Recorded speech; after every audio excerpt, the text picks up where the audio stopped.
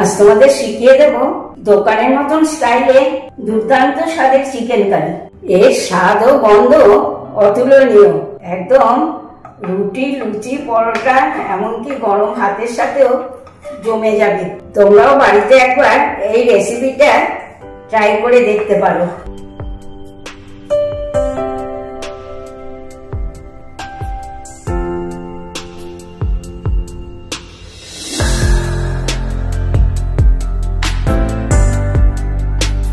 বন্ধুরা, তোমরা সবাই ভালো আছো তো?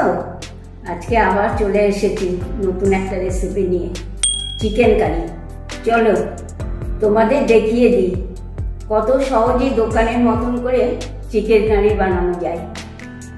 এখানে আমি নিয়ে নিয়েছি 600 গ্রাম চিকেন। এর মধ্যে আমি দিয়ে নেব 1 চামচ হলুদ গুঁড়ো, লঙ্কার গুঁড়ো, আদা বাটা, কাঁচা লঙ্কা বাটা, দেব পরিমাণ মতো নুন, দেব টক দই, দেব কিছুটা সর্ষের তেল।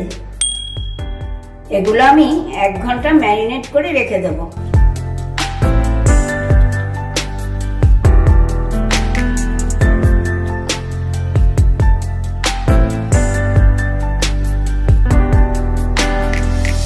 যতক্ষণ আমার মাংসটা ম্যারিনেট হচ্ছে ততক্ষণে আমি বানিয়ে নেব একটা পেস্ট। এবার আমি মিক্সিতে দিয়ে নেব কিছুটা কাজু বাদাম, দেব কিছুটা ছাড়ানো রসুন, আর দেব কিছুটা পেঁয়াজ কুচি। এই দেখো বন্ধুরা, কত সহজে আমার পেস্টটা তৈরি হয়ে গেল। এইদিকে আমার পেস্টও রেডি, মাংসও আমার 1 ঘন্টা ম্যারিনেট করা হয়ে গেছে।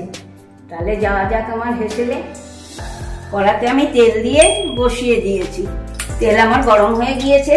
প্রথমেই দিয়ে নেব আমি পেঁয়াজ কুচি,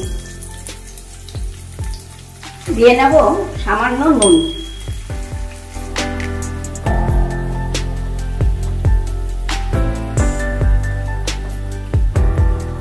পেঁয়াজটা আমার অনেকটাই ভাজা হয়ে এসেছে। এবার আমি দিয়ে নেব আগে থেকে ঘষে রাখা একটা টমেটো।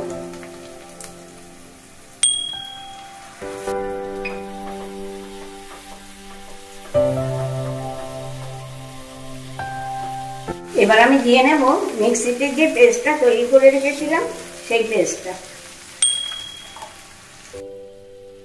এবার আমি এটাকে একটু ভালো করে কষিয়ে নেব।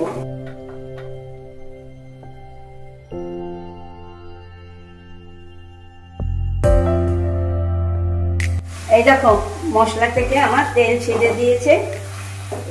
এইভাবেই আমি দিয়ে নেব আগে থেকে ম্যারিনেট করা আমার এই চিকেনটা।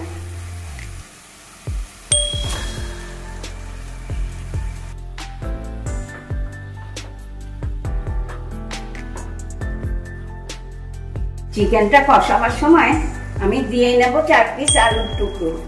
তোমরা চাইলে দিতেও পারো, নাও দিতে পারো। এবার আমি এটাকে ভালো করে কষিয়ে নেব।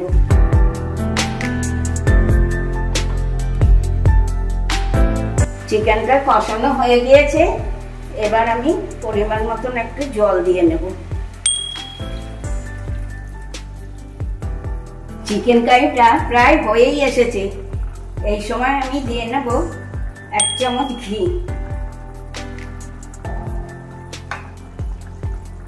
দেব 1 চামচ গরম মশলা, আর দেব খানিকটা ধনেপাতা কুচনো, 4টে চিড়ে রাখা কাঁচা লঙ্কা।